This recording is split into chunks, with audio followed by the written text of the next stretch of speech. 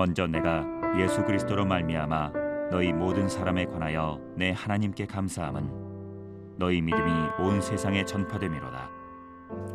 오늘 생명 양식의 본문은 로마서 1장 8절에서 17절까지 말씀입니다. 그 중에서 12절까지 말씀을 함께 읽겠습니다. 먼저 내가 예수 그리스도로 말미암아 너희 모든 사람에 관하여 내 하나님께 감사함은 너희 믿음이 온 세상에 전파됨이로다.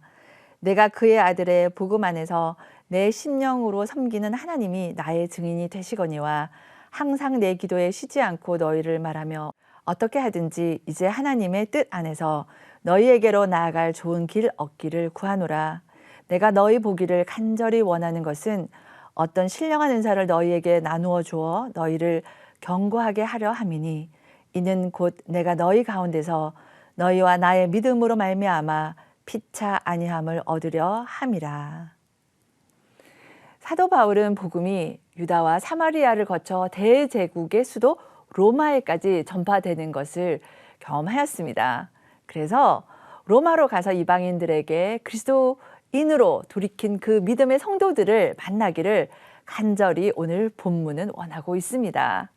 한두 번도 아니고요. 여러 번 간절히 만나기를 소망하였지만 아직 그 만남은 성사되지 못하고 있는 상황입니다.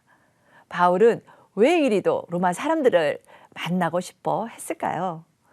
바울은 로마 사람들이 어떻게 변했는지 단순한 호기심 때문에 만나고자 한 것이 아닙니다. 동호회 같이 뜻을 같이 하고 교제와 만남 자체의 목적을 두고 즐거움을 누리기 위함도 아니었습니다. 비즈니스나 자신의 성공을 위해서 도움을 받으려고 만나고자 한 것도 아니죠.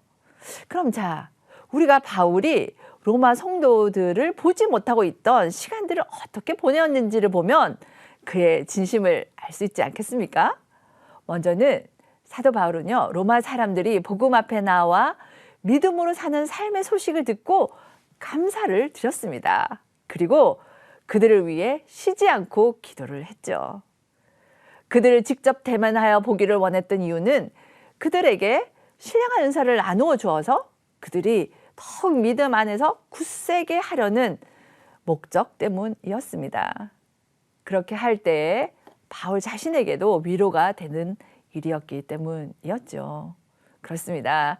하나님께서는 오늘 우리에게 알려주시는 것은 성도는 복음의 열정을 가진 자로서 서로의 믿음을 세우는 자라고 알려주십니다. 하나님께서 오늘 우리에게 사랑하는 지체를 만나고 싶어하고 교제하고 싶은 마음 그 중심에 복음 그리고 믿음 이것이 중심에 있어야 되는 것을 말씀하십니다. 이것이 마음스 카페 모임이나 동호회 모임, 동창 모임, 사회활동의 모임과 우리 성도들의 교제와의 차이인 것입니다. 믿음 안에서 만나는 성도의 교제는 감사와 기도와 나눔으로 서로가 서로에게 위로를 주고 받게 됩니다. 그것이 오늘 본문이 말씀하는 것이지요. 그냥 잘 들어주기 위해서가 아닙니다. 편들어주기 위해서 만나고자 하는 것이 아닙니다. 성도의 교제는 믿음으로 행하는 삶을 하나님께 감사드리고 상황과 환경으로 서로 만날 수 없을 때에도 쉬지 않고 기도하는 것을 말합니다. 얼굴과 얼굴을 맞대어 만나지 못하여도요, 할 수 있는 것이 성도의 교제인 것이죠. 이것은 세상이 알 수 없는 복음의 비밀 안에 있는 우리 성도의 놀라운 교제 방법입니다. 사랑하는 성도 여러분, 우리가 교회 학교가 끝났거나 구역이나 목장 모임이 잠시 쉴 때에 어떻게 하십니까? 이제 프로그램이 끝났네? 라고 말씀과 교제를 이렇게 덮어두고 있다가 약속된 날이 딱 되어서야 이제 성경에 먼지를 덜고 교제를 찾고 만나야 할 시간이 이렇게 빨리 돌아오다니 라고 하고 있지는 않으신지요? 아니시겠죠? 오늘 본문 1장 11절에서 12절 말씀을 통해서 하나님께서는 우리에게 서로를 만나기를 사모하고 우리 각자에게 주신 하나님의 은혜들을 서로가 서로에게 나누어서 저 지체가 이 집사님이 우리 형제 자매가 믿음 안에서 견고히 되도록 나누고 섬기는 것이 성도의 진정한 교제라고 말씀하십니다. 이렇게 감사, 기도, 섬김 이것을 행하는 자는 복음의 열정을 가진 자로서 서로의 믿음을 세우는 성도인 것이죠. 오늘 본문은 성도는 복음의 빚진 자의 마음을 가진 자라고도 말씀하세요. 로마서 1장 14절에서 사도 바울은 헬라인이나 야만인이나 지혜 있는 자나 어리석은 자에게 다 내가 빚진 자라라고 고백을 합니다. 그렇습니다. 예수 그리스도께서 죽으심으로 우리가 죽음에서 구원받는 이 은혜를 갚는 빚진 자의 심정으로 복음을 전하는 것이 우리 성도가 해야 할 바인 것입니다.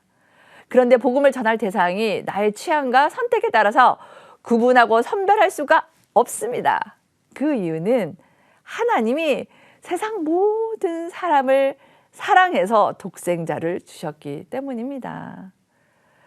직장에서요, 일을 잘 못해서 나를 힘들게 하는 사람에게도, 나를 편하게 살게 두지 않는 믿지 않는 우리 가족들에게도, 다른 언어를 쓰는 외국인에게도 모두에게 우리는 복음의 빚진 자임을 잊지 말고 전해야 합니다. 언제까지 모른 척하고 우리가 살 수 있겠습니까? 언제까지 기도만 하고 있겠습니까? 언제까지 때만을 기다리고 있겠습니까? 전했을 때 어떻게 될까? 구원을 받을 수 있을까? 하는 걱정은 우리의 몫이 아닙니다. 복음은 그 자체가 능력입니다. 하나님께서 일하십니다. 복음을 전함으로 복음을 부끄러워하지 않는 성도의 삶을 살도록 합시다. 그러기 위해서는 오늘 말씀은 우리에게 성도는 오직 믿음으로 사는 자라고 말씀하세요. 참 쉽지 않습니다. 그럼에도 불구하고 복음을 부끄러워하지 않고 하나님께서 친히 능력으로 역사하시려는 우리의 믿음을 통해서 하나님께서는 일하십니다.